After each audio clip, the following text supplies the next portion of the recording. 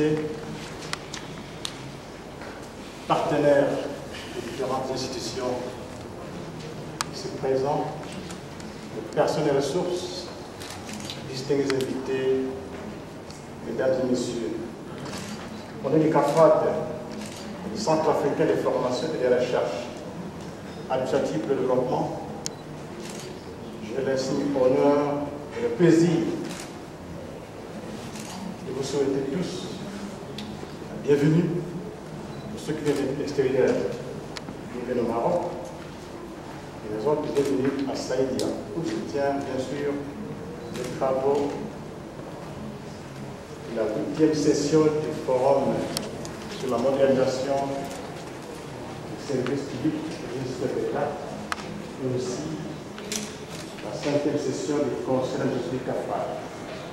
Vous êtes tous les bienvenus. Nous voudrions vous remercier aussi d'être venus tous, puisque nous savons combien vous êtes occupés, comment sont vos responsabilités dans vos pays respectifs. Merci pour la confiance que vous faites au CAFRAD et merci d'avoir répondu à notre invitation. Nous remercions bien sûr tous ceux qui ont rendu possible ces travaux qui nous réunissent ici. Les forums nous préoccupent ce matin et ce 2 jours, pour vous avez vu dans la correspondance, est très important, comme disait les petits aussi. Le thème qui a été choisi tient compte de la réalité actuelle dans nos pays africains. Vers de nouvelles stratégies de réforme et de modernisation du secteur public. Nous allons nous interroger sur quelle transformation, quelles réformes faut-il mettre en place pour que notre pays puisse arriver au niveau de développement atteint par certains pays aujourd'hui, dits pays émergents. Voilà donc ce qui est notre thème. Donc il y a 2 grandes parties dans notre discussion pendant ces 2 jours. D'abord, nous allons voir, cela dit, qu'il nous faut d'abord une vision de développement, comme beaucoup de nos pays, nous allons voir là-dessus aujourd'hui. Chaque pays africain part de la vision de développement.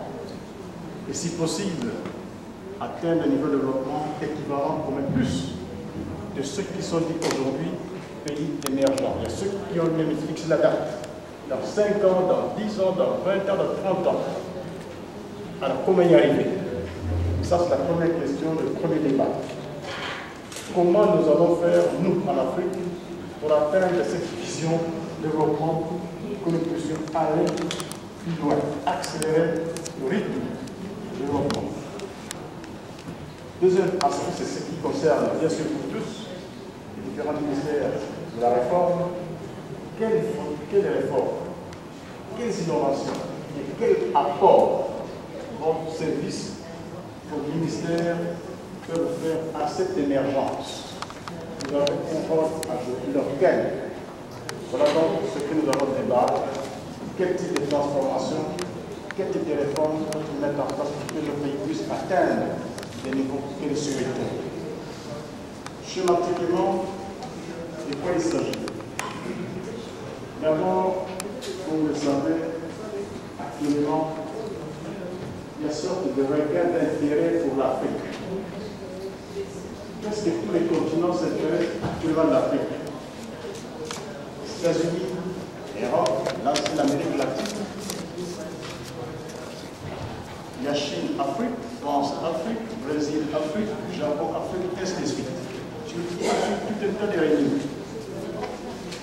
Il y a beaucoup de conférences pour investir les lignes, le pétrole, la névrose, la différence de notre pays. Pourquoi donc nous posons ces questions? Pourquoi sur le gain d'intérêt pour l'Afrique?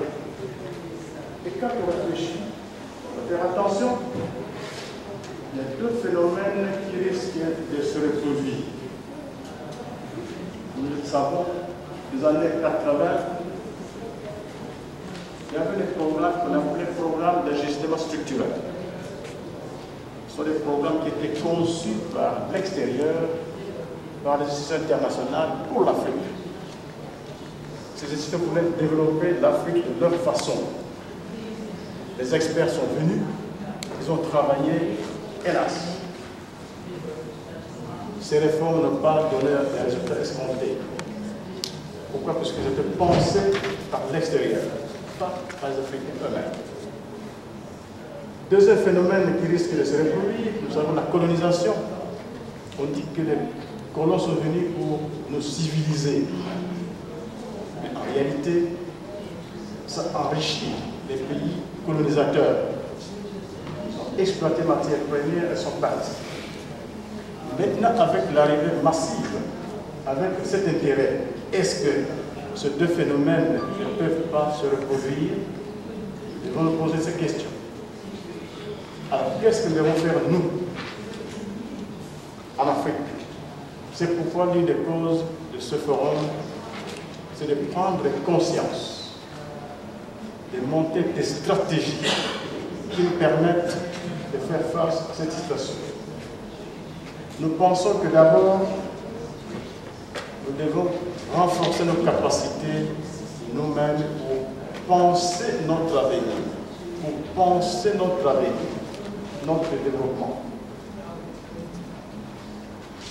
L'extérieur est important, les partenaires sont importants, mais qu'ils viennent dans le cadre d'un plan de développement conçu par nous-mêmes.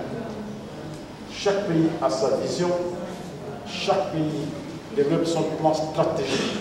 Et l'extérieur viendra nous aider à le mettre en place, à le mettre en application. Il ne s'agit pas qu'ils viennent pour nous dire ce qu'il faut faire, mais nous devons préparer nous-mêmes ce que nous voulons devenir. C'est pourquoi il faut une vision. Comme nous le savons, beaucoup de nos pays parlent de la vision depuis quelques années. Et ceux qui ont même fixé les dates, venir payer les gens à partir de telle date. Et malheureusement, jusqu'ici, sur le plan pratique, il n'y a pas beaucoup de choses qui sont faites. C'est pourquoi nous pensons que pour ce séminaire, comme nous l'avons commencé avec les autres, nous allons pencher sur ces deux grands points. D'abord, la vision de développement. Comment formuler la vision de développement qui cadre avec nos préoccupations, qui répondent aux besoins de notre population. Nos populations demandent, nos populations aspirent. Comment répondre? Donc, une vision qui cadre avec les aspirations de nos peuples. Et cette vision doit être travaillée. Il ne s'agit pas d'un rêve, mais un travail à faire. Et ce travail, c'est ce que nous allons voir pendant ces 2 jours. Donc, une vision de développement, un plan stratégique pour la mise en œuvre de cette vision, et nous arriverons, d'après nous, à réaliser, bien sûr, notre développement selon les besoins des pays. Et tous ces points seront développés ici, après la pause. Pour le moment, juste il faut remercier encore pour ceux qui ne connaissent pas le CAFRAD, qui va être la première fois sur le Centre africain de formation et de recherche administrative de développement. Le siège est ici au Maroc, à Tanger. Nous organisons des conférences, des forums, des séminaires dans ces domaines, dans différents domaines de l'administration publique, de la gouvernance, comme vous le voyez. Ça, c'est un des domaines que nous avons.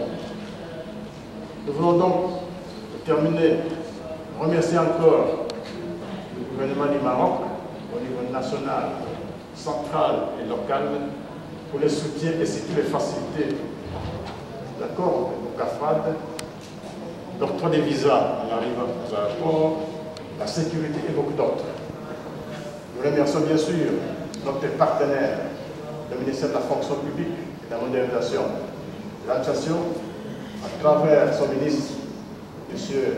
Hérouche, qui est ici, et toute son équipe. Merci pour ce partenariat, merci pour cette collaboration, et avec vous, nous pensons réussir cette activité.